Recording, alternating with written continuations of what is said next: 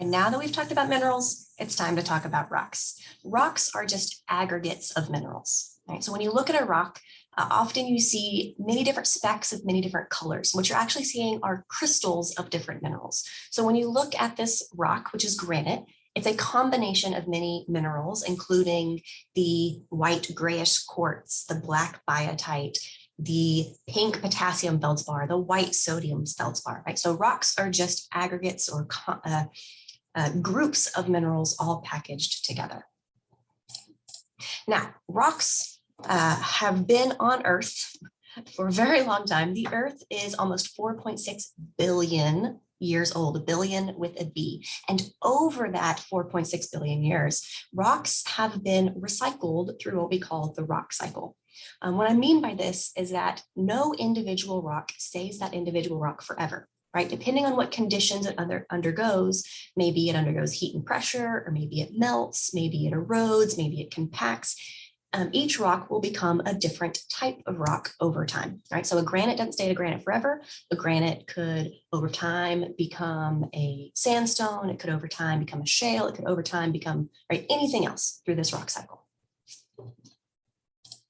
And through this rock cycle, 3 different types of rocks are able to be formed. There's igneous, sedimentary, and metamorphic. The first one we're going to talk about is igneous.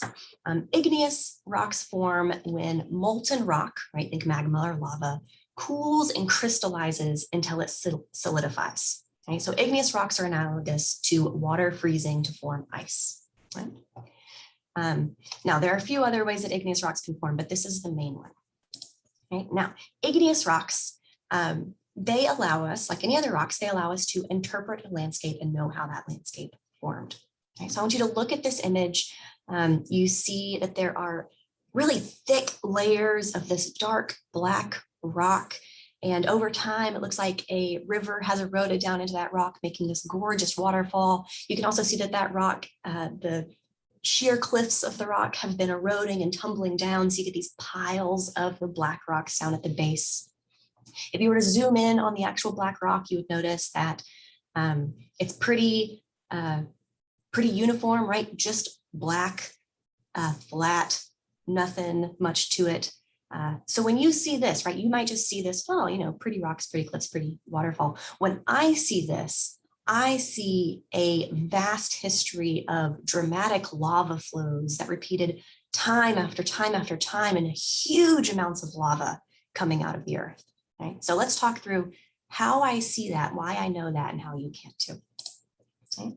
So the first way I knew that that environment was made from repeated huge lava flows is because of the texture of the rock.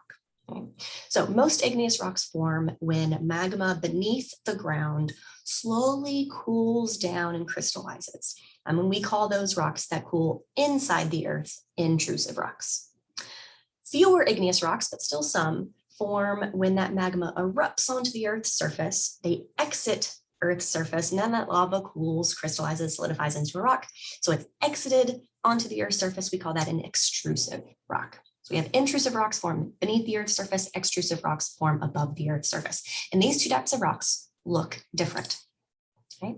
Those that form within the Earth, it's kind of like it is in a thermos. It stays really hot for a really long time. The cooling rate is very, very slow. And because of that, a lot of crystals are able to form very large. They have lots of time to grow really big.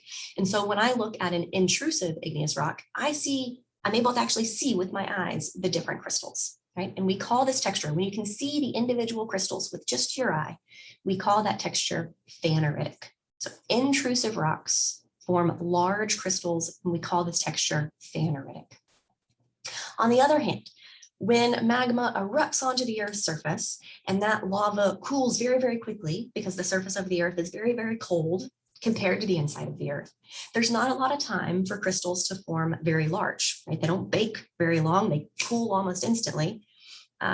So extrusive rocks have an aphanitic texture, and we're not actually able to see the individual crystals with our eye.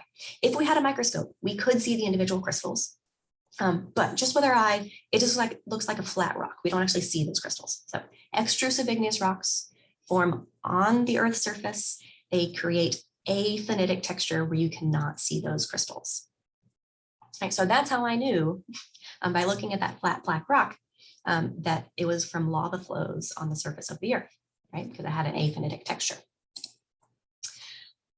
Now, it's not only the texture of the rock, the size of the crystals that matters. It also matters about, what also matters is the composition. And we can tell the composition by looking at the types of colors that we see. Now, I will tell you over and over that color is not a very good identifying factor for rocks and minerals. However, the types of colors and the shade of those colors does matter. Right? So any rocks that are light in shade, maybe it's white, light gray, light pink, those rocks probably have a lot of silica within them. Right? And if rocks have silica in them, if there's a lot of silica, we call those rocks felsic. If the rock doesn't have very much silica in it, right, then it's going to be darker in shade, maybe a black, dark gray, dark green. We're going to call those rocks mafic. So a felsic, very light color if there's lots of silica, mafic, dark color if there's not a lot of silica. And this matters because it tells you how that magma or lava behaved, right? What kind of volcano was there basically. So felsic magma produces high viscosity flows. And that means that the volcano is going to be very explosive, right? Really tall, explosive volcano, because felsic high viscosity lava doesn't like to flow very easily. It gets stuck up at the top of the volcano and explodes due to high pressure. Right? Whereas mafic magma, this is the one that has low viscosity. It's really runny, flows away easily. So it creates effusive shield volcanoes.